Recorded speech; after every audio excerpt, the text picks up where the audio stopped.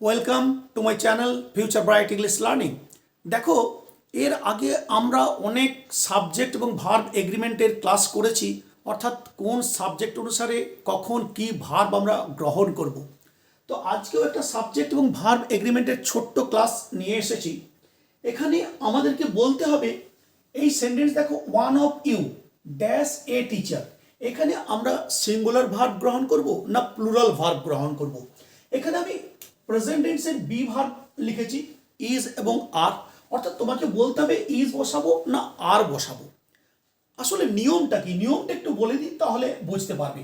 দেখো, নিয়মটা হচ্ছে যখন তোমার ওয়ান সিঙ্গুলার সাবজেক্ট, এটা নিশ্চয়ই এই সিঙ্গুলার সাবজেক্ট ওয়ানের সঙ্গে অফ দিয়ে তুমি যখন প্লুরাল নাউন বা প্রোনাউন জুড়বে, তখন অবশ্যই আমার এখানে কিন্তু সিঙ্গুলার ভার্ব গ্রহণ করতে হবে। তাহলে দেখো, ওয়ান অফ ইউ, আমি কি করেছি, ওয়ান এটা আমার সিঙ্গুলার সাবজেক্ট, তার সঙ্গে এই অফ দিয়ে আমি কি করেছি, প্লুরাল প্রোনাউনকে জুড়েছি। এখানে ইউ মানে তুমি নয়, তোমরা, অর্থাৎ একের বেশিকে এখানে বলা হয়েছে, অর্থাৎ তোমাদের মধ্যে একজন, সেই জন্য এটা প্লুরাল প্রোনাউন। কিন্তু সেই জন্য নিয়মটা হচ্ছে যখন ওয়ানের সঙ্গে সিঙ্গুলার সাবজেক্ট ওয়ানের সঙ্গে অফ দিয়ে তুমি প্লুরাল নাউন বা প্রোনাউন জুড়ছো, তখন কিন্তু অবশ্যই এখানে যাই থাকুক না কেন তোমাকে কিন্তু সিঙ্গুলার ভার্ব গ্রহণ করতে হবে। এখানে ইউ থাকছে তার মানে তুমি আর বসবে, এটা কিন্তু নয়। সেই জন্য আমি কি করবো, এই ওয়ানের জন্য আমি এখানে কিন্তু ইজ গ্রহণ করলাম। একটু ভালোভাবে মিনিংটা দেখো, one of you dash a teacher, অর্থাৎ তোমাদের মধ্যে একজন শিক্ষক।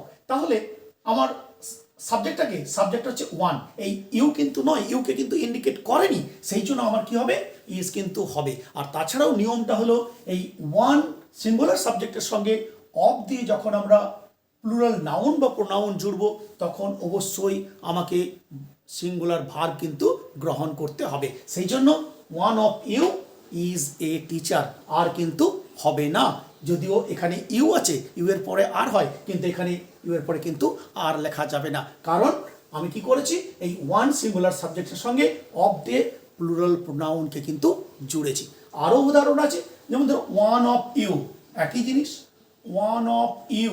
এ দেখো, আবার আমি কি করলাম, এই ওয়ানের সঙ্গে অফ দিয়ে আবার প্লুরাল প্রোনাউন জুড়লাম।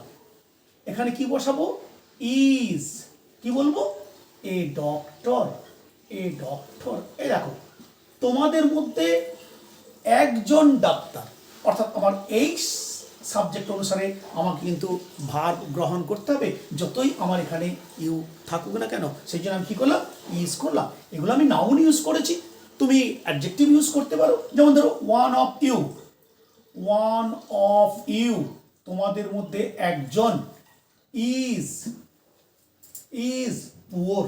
এ দেখো, অ্যাডজেক্টিভ ইউজ করলাম। তোমাদের মধ্যে একজন গরিব, তুমি এগুলো নানান ওয়ার্ড ইউজ করতে পারো। One of you is intelligent, one of you is tired. So এই ধরনের আমরা কিন্তু ব্যবহার করতে পারি। মেইন জিনিস যেটা আমি বোঝাতে চাইছি, অর্থাৎ ওয়ান অফ ইউ থাকলেই যে আর হবে, এটা কিন্তু নয়। অর্থাৎ নিয়মটা শুধু মনে রাখবে, সিঙ্গুলার সাবজেক্ট ওয়ানের সঙ্গে যখন অফ দিয়ে প্লুরাল নাউন বা প্রোনাউন জুড়ে যাবে, তখন অবশ্যই আমাকে কিন্তু সিঙ্গুলার ভার্ব গ্রহণ করতেই হবে। এখানে আমি প্রেজেন্ট টেন্সের বি ভার্বের নিয়েছি সিঙ্গুলার ভার্ব, তুমি যে কোনো টেন্সে এখানে কিন্তু সিঙ্গুলার ভার্ব গ্রহণ করতে পারো। তো এই জিনিসটা আমাদেরকে খুবই, এই ইউ পেলে আমরা খুবই কনফিউজড হয়ে যাই। কখনো কখনো পরীক্ষা হলে ইউ এর জায়গায় আমরা আর লিখে চলে আসি, কিন্তু মনে রাখবে কোনো মতেই আর কিন্তু হবে না। এইরকম থাকলে তোমাকে অবশ্যই সিঙ্গুলার ভার্ব গ্রহণ করতে হবে। তো চলো, আজকে এই পর্যন্তই। এই ধরনের ভিডিও অনেক আসতে থাকবে। Good buy from everybody.